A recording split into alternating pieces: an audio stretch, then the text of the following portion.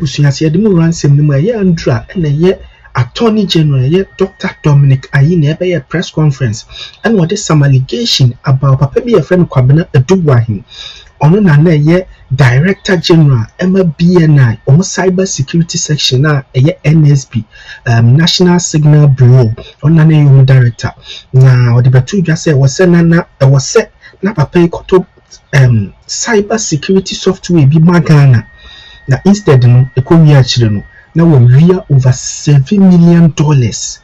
We over $7 million or de bia koto tonsase ne estate ni ade wa accountment ni ade. Ensem yi be to dwa na ye deja e wo Ghana ha sei amobi a ye de obi e ka bi na enne Deputy Attorney General I friend Justice Siram on Manasseh Azure have a discussion with TV so about how to deal with corruption going forward. Anyhow, during JM Basui or for at my investigation, how to deal with them, how to get the money back. To me, say will be a memory waste to be a time. And some Manasseh Azuri and Justice Sai Siram, a Deputy Attorney General, Edituja, and Wabo clash here, and with TV so meeting. We have the Deputy Attorney General and Minister of Justice who is joining us via Zoom right now. And he will also be joined later by Mr. Manasseh Azure, an investigative journalist. We'll have the Executive Director of the Ghana Integrity Initiative, Mary Awelana Ada, and Mr. Patrick K. Stevenson. He's a Director, Fiscal Governance, and Policy Institute.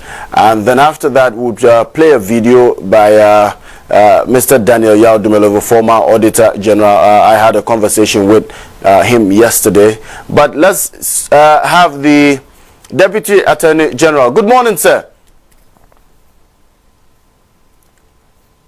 Hello?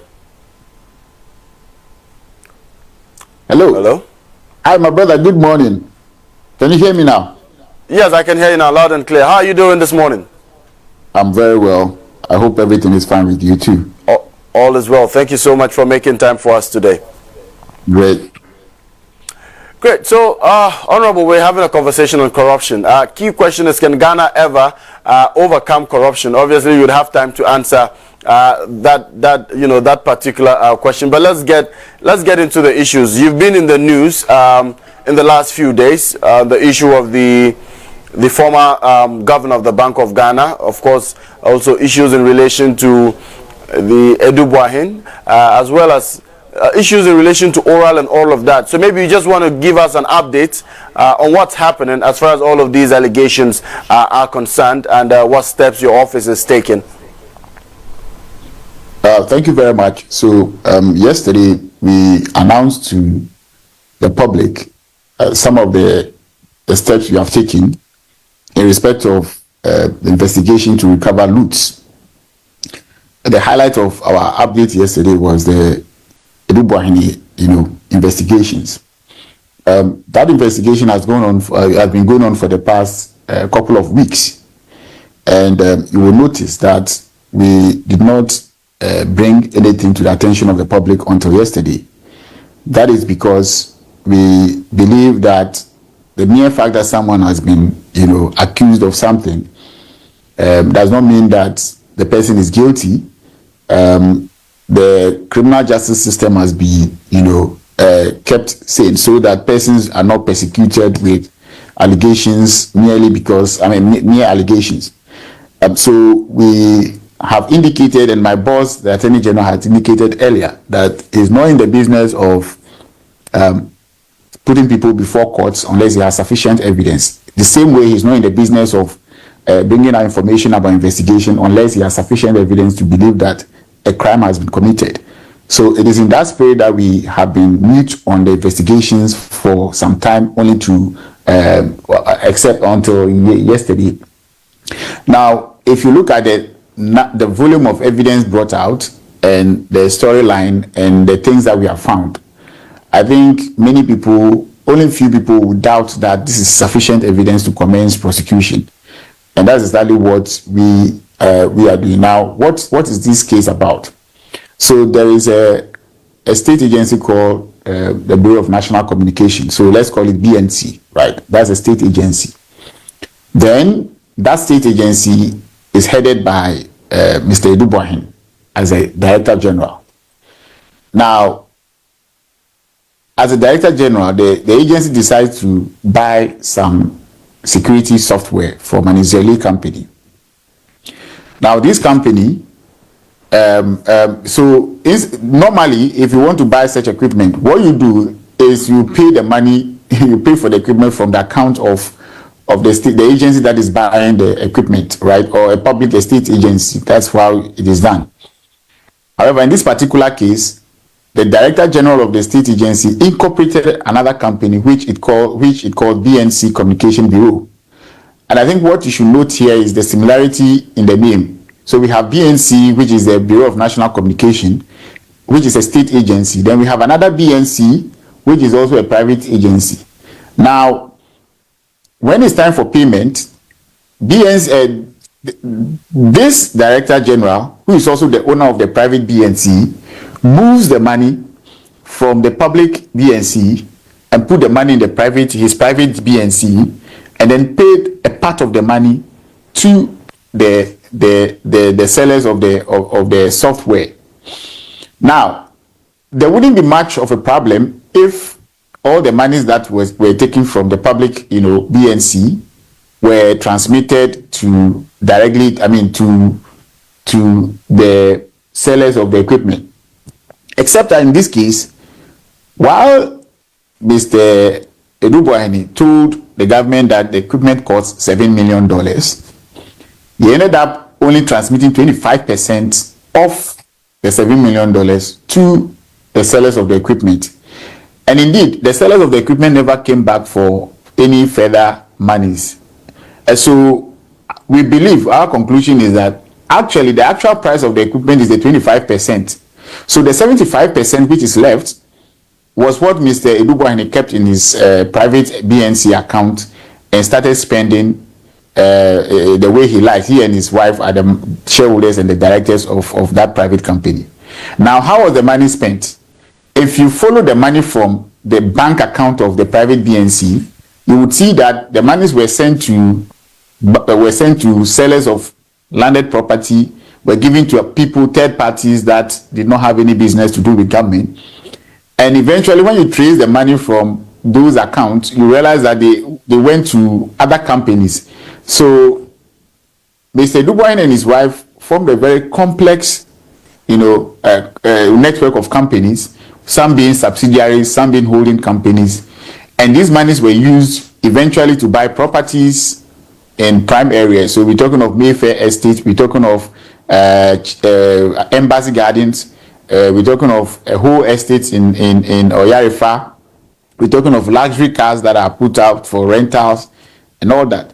So based on all this, we believe that serious crimes have been committed. That is why we arrested the gentleman, and his wife on Thursday and Friday. So that is the update of what it is. Interesting one there. So are we going to see you going to court any soon? Definitely, yeah. We would have gone to court yesterday, except that the night before yesterday, we received further intelligence indicating that the gentleman actually has multiple Ghanaian passports, and we also suspect that he probably might have acquired, nationality of other countries. And let me give you a brief of how this intelligence that we received the night before. It's been difficult even getting to arrest the gentleman.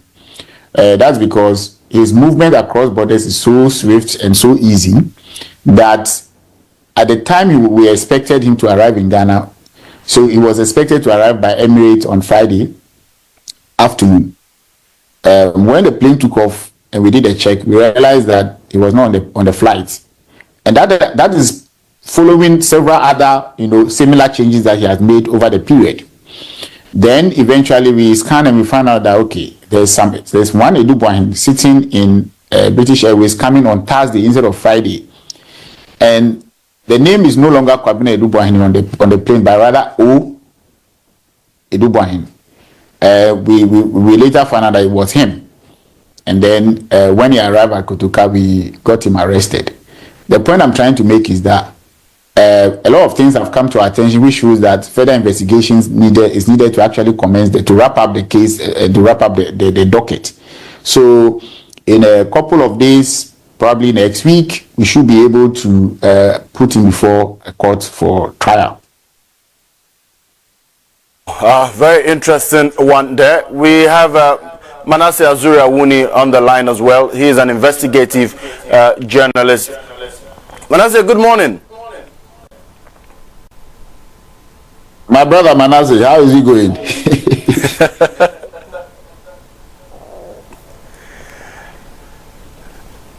Manasseh, we're unable to get the sound from your end. Great. Well, I can hear you. Hello? Hello, I can hear you very well. Okay, great. I can hear you now. Perfect. Yes, good morning. How are you doing today? I'm doing very well. I said we are here enjoying the movie scripts in Ghana, and it's very interesting, and it is my prayer that things will continue, because we are destroying this country far too much. I delivered a speech at Iowa State University, and I said that it is waste of resources for Americans to use their budget, their money to support our budget. If they want to support other NGO and maybe civil society work, I have no problem. But supporting our budget and healthcare is a waste of Americans' taxpayers' money, and that of what the USAID does directly in our development. Because we have so much money, a few people steal it, and then we sit down crying. So if we cannot fix our mess, I think that Americans should not pay for it. And I'm very happy with what I'm seeing, and only hope that it can continue. Interesting. Good one there. We also have joining us now the Executive Director of the Ghana Integrity Initiative, Madam Mary Lana Ada. Madam, good morning to you. Good morning to you, and good morning to the other panelists. Let me say congratulations to Justice Rimsai, and good morning to Manasseh and every other person on the. Good morning, Mary. I hope everything is fine. Yeah, you are doing good. Great. Congratulations, all the best. You are tickling us, and we are smiling. So let's keep coming. Yes, I hope they'll get to the big fishes, because the small fishes. Exactly. And they know. Yeah, hopefully I will get it. Definitely, So let's get straight into the conversation.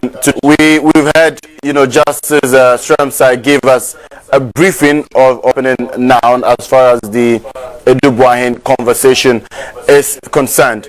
But Ghana is almost 70 years old, yet every day we hear a corruption scandal, especially with people in the political class, or people who occupy public offices. Now, do you agree that with a school of thought that says that corruption is now deeply ingrained in our political and governance structure? And I'll start with you, Justice. Yes, of course. That is a fact which I think only very few people can deny in this country. Corruption has taken over this country in every aspect of our lives. And here, even if you put political corruption aside, within our homes and within our places of worship and all other aspects of our life, corruption happening every day. So I agree fully with the assertion that corruption is ingrained in our society. Now, the question, as we probably would ask, is how ready are we to uproot corruption? I was having a conversation with a group of civil society activists the last time, and I made a point that corruption is heavily rewarded in this country, and in fact, not being corrupt you will be punished for corrupt. That is how the country works. So take for example, if I public office and I have between stealing $50 million, dollars, and not stealing anything, chances are that I am better off stealing, because when I steal $50 million, I would, along the end, I'm even caught. Chances, first of all, not be caught. So that is like 50-50. I may be caught, I may not be caught. That's 50-50. And even if I'm caught, chances are that I would be able to escape justice either by being, so look at the chain. So from the officer who is doing the investigation, I could, with just a fraction of what I've stolen, and will let me off the hook. He refuses to take the bribe. I may be able to go to court and I'll bribe either the clerk to help me to escape justice by paying a fraction of what I've stolen. If that doesn't work, I can possibly even the arbiter, the judge, and I'll still go scot-free. It didn't work, and the case goes on appeal. In the chain of appeal to the Supreme Court, still have, it is possible for me to have my way. And even if that doesn't work, I could still get the president to give me a pardon. So if you put together, what I'm saying is that if you commit a crime in Ghana, the chances of actually punishing is about 0.00%. So there is every reason for you to commit, to do corruption in the country. Look at the other side. Is to do corruption, chances are that you will be poor. When you are poor, nobody will respect. They will ridicule you, and your children will suffer. So if you look at it, any prudent person living in this country would know that there is great reward in corrupt and there is severe punishment in not being corrupt. You cannot country with this situation, with this kind of circumstances. The reason, look, all things are likely to be corrupt, whether you are in Ghana, in the US, or wherever. The thing that prevents people from doing corruption elsewhere is that the certainty that maybe 90% of the time, or sometimes even 99% of the time, they will be punished. That is what makes the difference. I mean, when those of us who had the opportunity to have some form of education, outside, or have lived outside this country, especially in Europe or North America, look, you can order things online. Okay, you live in a flat or you live in a dormitory, things online. It could be a laptop, it could be a mobile phone. When they are delivering it, you may not be just leave it in front of your apartment or in front of your door. You can travel weeks and come back, and that valuable gadget will still be there for you to. People comes to clean, will sweep, lift it, clean around, leave it there, and go. And how? Because why would they do that? It's not that they don't need iPhones or they don't yet, but they know that if they take that thing, if they steal it, they will be caught and they will be punished. So nobody is going to touch those things. In Ghana, when the thing is even in your room and you have locked it and you put security in front of your house, they will still come and take it, because that nope, nothing will happen to you. So we need to begin to build our system, and that is a very difficult thing to do. And so if you ask, I think this is what I can say about the question you just put. All right, let me come to you, Mr. Manasseh Azure. Now, you are an investigative journalist. You expose major corruption scandals in our country, but most often than not, we see any prosecutions following some of these exposés that you present. What, in your opinion, do you think accounts for little or no punishment whatsoever as far as these corruption allegations are concerned? I think it has to do with a number of factors. One of them being lack of candor and responsibility, part of those who are supposed to exact punishment. That is one. We also look at our party funding mechanisms, really have very strict party funding mechanisms, and then people who contribute to political parties, there are no laws governing them. I think that there is no system that is clean anywhere, and I very well also that even in the US or democracies that are very intact. At the Harvard Kennedy School, a course titled Corruption, Finding It and Fixing It. We did case studies throughout the program for Manasseh, corruption in America, Africa, Europe, everywhere. And I very much agree with Dr. Sremsai that the reason we have ours here getting out of hand is that there's no punishment. And we have punishment because of the factors I've mentioned and many more, some even attributed to cult, because very soon you have chiefs, pastors, and influential people coming to call the president to say, well, this is my son, please, I'll speak to him, leave this case. All of those account for what we see. But also, we don't have a very clear political party funding mechanism. So people, when it's time for election, invest in the political parties, and then when they win, they tend to recoup their investment. I know some businesses or business leaders that are almost untouchable. Both the NDC and NPP, no matter the evidence, they will not touch them.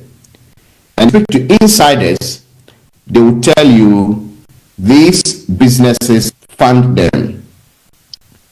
In the MPP administration, a prominent member of the GAM party, someone very close to Akufo-Addo, told me when I complained about a certain businessman and why they were not able to deal with this businessman. And this is what the person says: Manasseh, don't underestimate man. We have a very slim majority. We want something through parliament and we are finding it difficult. When we call this businessman, he's able to get both sides to align. That's the NDC and NPP in parliament to align. Why? He pays both sides.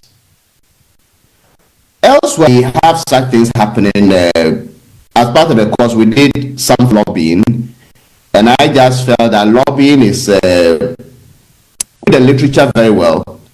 It is a form of formalized bribery also, but there are rules of engagement. So I say there's no perfect system in a way, but we seem to have allowed everything that's happened. We have no control over who funds political parties. The Electoral Commission doesn't even audit and publish accounts. We don't happen. So anything just goes. So if you put all of these together, realize that we are operating in a very messy situation. And if you add it to the fact that the leaders we had do not appear to be very strong in standing for what they promise and dealing with corruption, we only hope that if these steps we have with oral, which I think are very good, if they continue, it will set a precedent. Some say, okay, prosecute your own people. We don't yet have a system that is very strong and would crack the whip on its own people. I think the example I know is President Mahama's first time when he dealt with Abuga, Pelisibit and others within his own administration, even though I believe that some other bigger person involved. If this trend continues, and then the right people are brought to book, we can be sure that even if the next administration comes, they will also look back and fish out those who misbehaved in the current ND administration. And if that continues, whoever gets into office would know that, okay, even if my own administration does not punish me, someone else would. And going forward, we may have some sort of fear in the hearts of who hold public office. Otherwise, what we are reading, sometimes I just say, how somebody be that blatant? And it's because they seem to have immunity that I can do anything and get away with it.